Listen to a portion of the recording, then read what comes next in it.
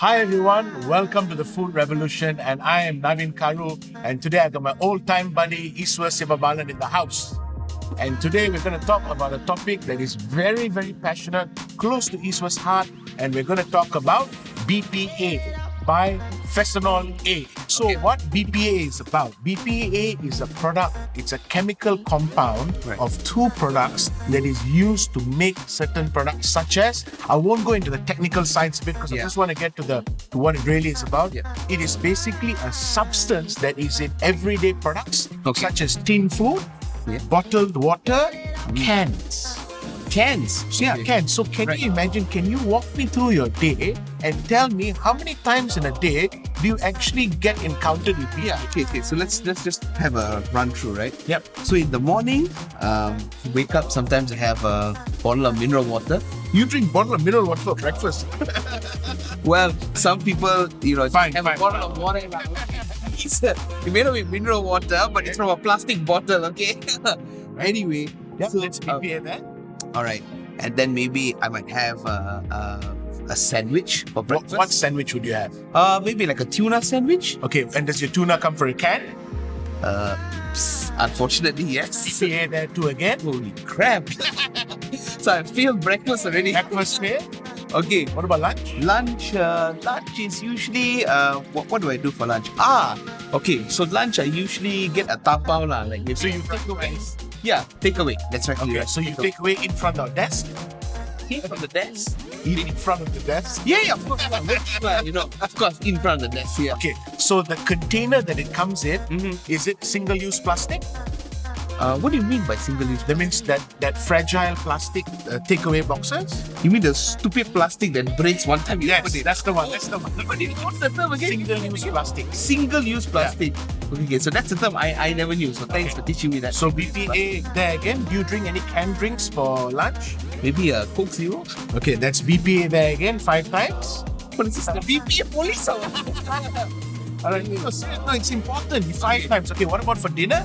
Okay, so for dinner, usually, what I'll do is, at home, we usually just heat up things. Yeah, you cook. Your mom would cook or your wife would cook in the afternoon. Dinner, oh my god.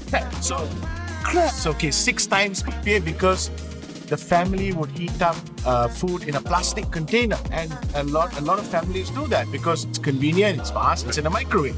So there's 6 instances of BPA. So what happens when you have hot food or anything subject to temperature in plastic and can? What happens is the chemical compound of that leaches off into the food. Okay, so what's that chemical compound again? It's BPA. Okay, alright. So when this BPA leaches off into the food, it causes adverse effects on the body. So what sort of effects are we talking about here?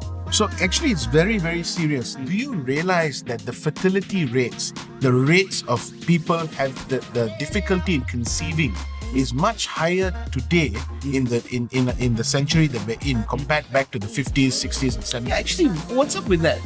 The rise of fertility centers because BPA high consumption leads to infertility. You're joking. I'm not joking. And what? All this? So basically, I want infertile with it. So I mean, not to that extent, but what I'm saying, prolonged exposure to BPA causes cancer, infertility, brain damage, heart disease, and also weight gain. My God, that's damn serious. It is very, very, very serious. And do you realize how little media this gets?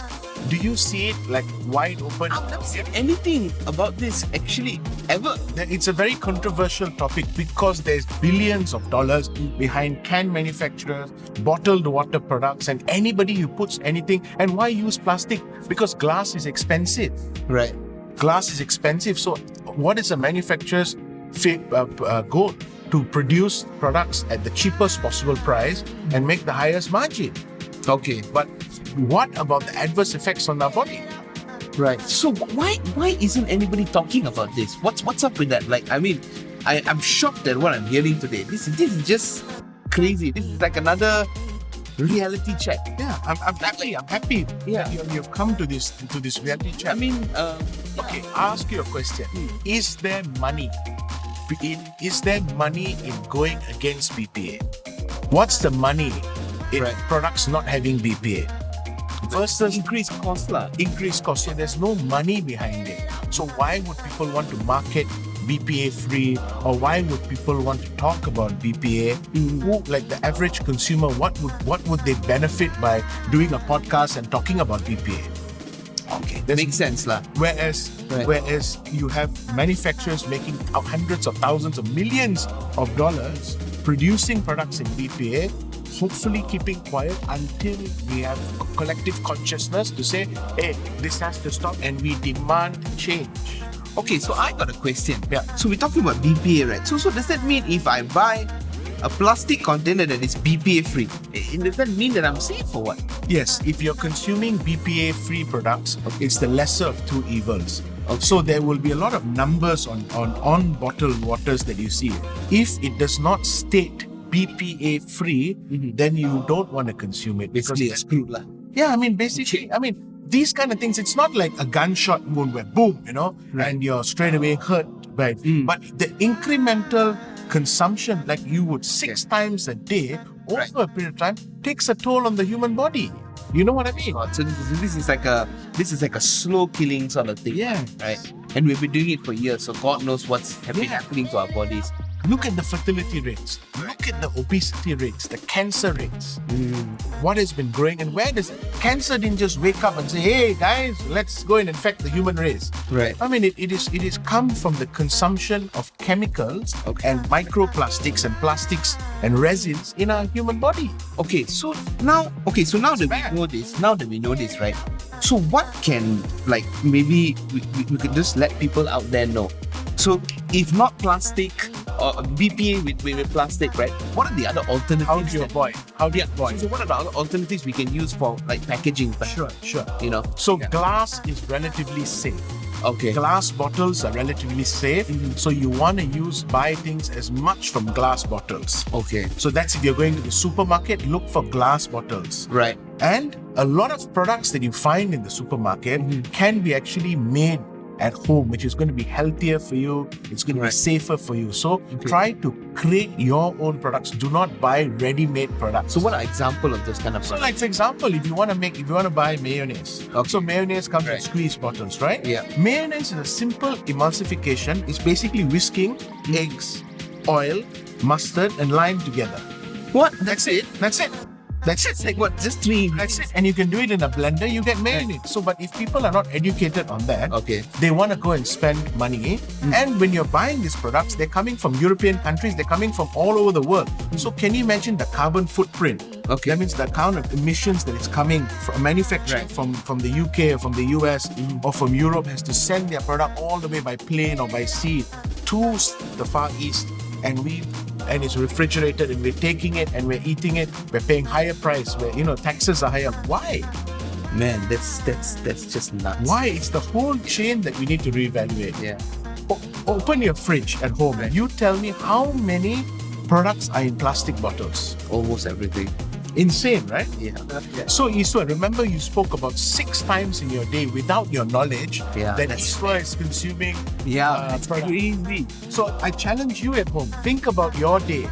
When you wake up in the morning, from the time you wake up with your alarm clock till the time you sleep, Yeah. how many instances can you count where you use products that were that had BPA in it? So meaning anything that came from a tin, anything that came from a can, and anything that came from a plastic bottle. Challenge yourself. Trust me, you're going to be absolutely astonished. And do the research yourself. The most important thing about this podcast and our conversations is to create awareness. Yeah. And what is going to make you believe is not by listening to me and him. Do your own research. Cross-examine the research and find out for yourself. Keep informed.